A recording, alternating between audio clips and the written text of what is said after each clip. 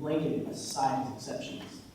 Many great things were direct byproducts of dreams: cars, TV, medicine, all products of human ingenuity and ideas. Murder, slavery, and torture also required the dreaming process, both for the protagonist and the antagonist. The protagonist dreams of freedom, home, and comfort. The antagonist dreams of better days and whatever other reasons he could be doing this horrible job. Inventions are the physical representation of dreams.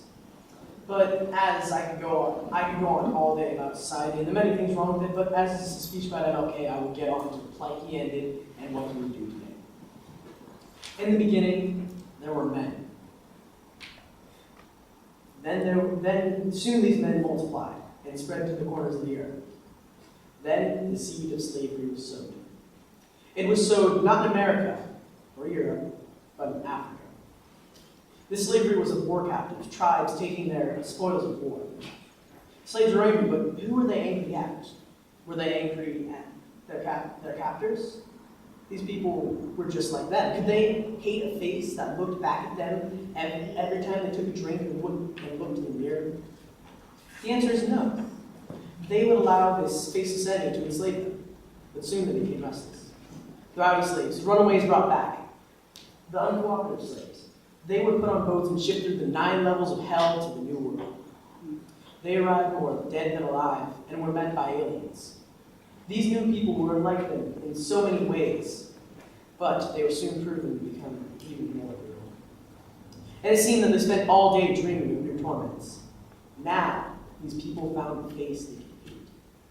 Now, the faceless enemy had an identity. Hundreds of years later, Martin Luther King Jr. fought for the rights of millions, and he won. But even the greatest warriors must fall. But what if he was brought back, not as a man or a zombie, but as a dream? A physical dream that can touch, mold, and repair the world we live in today. As we live today, while we may be free of slavery, racism has not lost its death grip on society. Contrary to many beliefs, slavery was not born of racism, rather, racism was the consequence of slavery. Because of slavery, they were able to identify the faceless enemy. Now it's not so black and white, so to speak, but instead a very angry rainbow. Everyone is mad at everyone. White, black, red, brown, yellow. But still, in all of this, camaraderie exists. Racism has many faces and many ways to spread itself, but its biggest weapon is the media. It spreads the fear of terrorist attacks, robberies, rape, and all the other horrible things that happen in this world. If Dr. King were alive today, what would he do? Would he stop world hunger? Would he end all the world wars? Would he fly around the world healing the sick? No. He would change the world how he did before, with words, justice, and common sense. He would turn the news of fear and hate into the message of peace and camaraderie. He would end the fear and instill a sense of peace in people's hearts. Because as MLK said, I have a dream. And until we put work towards that peace, it will always be a dream. And the faceless enemy will remain unchallenged. So take a second and look around. Who's the enemy? Your father, your brother, your teacher, your childhood friend? Because as long as justice is blind, the enemy shall remain faceless.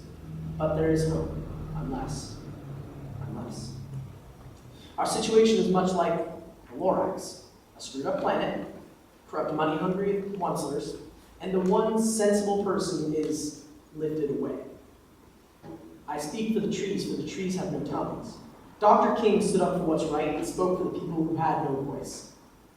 Abe Lincoln, Daniel O'Connell, Dr. King, the most prominent emancipators in history.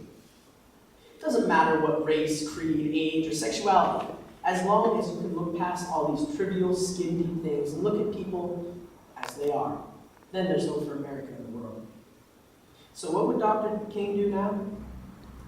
He would cry to see how far we've been backsliding since his demise. Then he would step up and remind us that we are all still human. They say it is a sign of intelligence that an organism is able to recognize his reflection. I, however, think it makes us stupid. A mirror is only skin deep, and that is all you will learn from a mirror. How you're different from other people. But if you go and talk to people, you'll find that you're not quite so different. As my friend Iosis once put it, we all come from one place, the cradle of life on the banks of the Nile. The people I truly feel bad for are the racists. They will always live with all that anger, all that hate. They can never get rid of it. As a wise man once said, fear leads to anger. Anger leads to hate. Hate leads to the dark side. And in the dark side, there's only pain. And what did Dr. King do when confronted with anger and hate? Kept on marching and fighting fire with ice-cold confidence. We all must accept that Dr. King is gone, but his teachings are still here today, and they will never die, never fade, and always be true. So when you're walking down the street or in the supermarket or anywhere, and you see something racist, cruel, or just wrong, take a second and think, what would Martin do now?